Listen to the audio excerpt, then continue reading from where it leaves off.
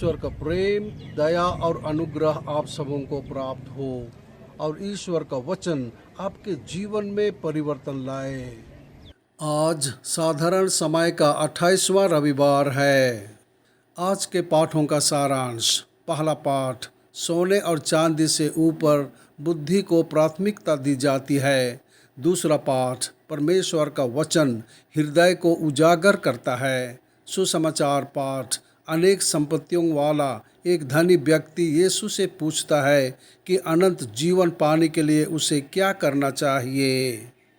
आज का पहला पाठ प्रज्ञा ग्रंथ से लिया गया है, जो हमें बताता है कि धन से बुद्धि श्रेष्ठ है। बुद्धि के सामने सोना बालू के समान है, उसके सामने चांदी मिट्टी के समान समझी जाएगी। स्वास्थ्य और सुंदरता की अपेक्षा बुद्धि अधिक प्रिय है। सभी अच्छी चीज़ें उसके साथ आती हैं और उसके हाथों में बेशुमार दौलत आती है। यह शुद्ध ज्ञान है जो ईश्वर से आता है और सभी मनुष्यों को इसे महत्व देना चाहिए, इसे स्वीकार करना चाहिए और उसके अनुसार जीना चाहिए। आज के दूसरे पाठ में संत पौलुस इब्रानियों से कहते हैं कि जो शब्द ईश्वर के मुख से निकलता है वह शक्तिशाली होता है। यह जीवित और सक्रिय है, किसी भी दो धारी तलवार से भी अधिक तेज है।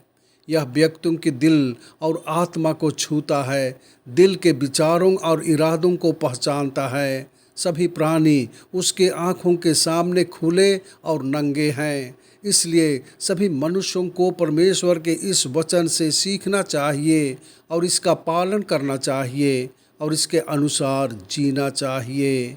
यह ज्ञान दुनिया में जीने का सही रास्ता दिखाता है और अनंत काल का जीवन की ओर ले जाता है। संत मरकुस से लिया गया आज का सुसमाचार पाठ हमें शाश्वत जीवन के बारे में बताता है कि हमें इसे कैसे प्राप्त करना चाहिए। एक आदमी ने खुले तौर पर यीशु से पूछा कि वह अनंत जीवन कैसे प्राप्त कर सकता है। यीशु ने उसे आज्ञाओं का पालन करने के लिए कहा। उस व्यक्ति ने पुष्टि की कि उसने अपनी युवावस्था से सभी आज्ञाओं का पालन किया है। तब यीशु ने उससे कहा, जाओ और जो कुछ तुम्हारे पास है, धन और संपत्ति, उसे बेच दो और गरीबों को दे दो और तुम्हारे पास स्वर्ग में खजाना होगा। उसके बाद यीशु ने उससे कहा, आओ मेरा अनुसरण करो। वह आदमी अपनी धन संपत्ति को छोड़ने के लिए तैयार नहीं था और न ही वह यीशु का अनुसरण करने के लिए तैयार था। तब यीशु ने घोषणा की कि अमीर लोग आसानी से स्वर्ग में प्रवेश नहीं करेंगे। यीशु ने फिर कहा कि एक अमीर आदमी के लिए ईश्वर के राज्य में प्रवेश करने की तुलना में एक ऊंट के लिए सुई के छेद से गुजरना आसान है। उनके शिष्य ने पूछा, फिर किसे बचाया जा सकता है? यीशु ने कहा कि ईश्वर मुक्ति को संभव बनाता है।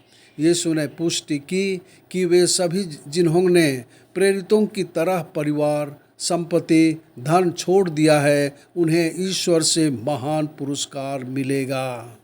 प्रार्थना। हे प्रभु यीशु ख्रीस्त, आपने उन लोगों के लिए शाश्वत पुरस्कार का वादा किया जो आपके पीछे सभी सांसारिक चीज़ों का त्याग करके आपका अनुसरण करेंगे। अपने सभी अनुयायियों को आशीर्वाद दे और उन्हें अनंत पुरस्कार दें। आमीन।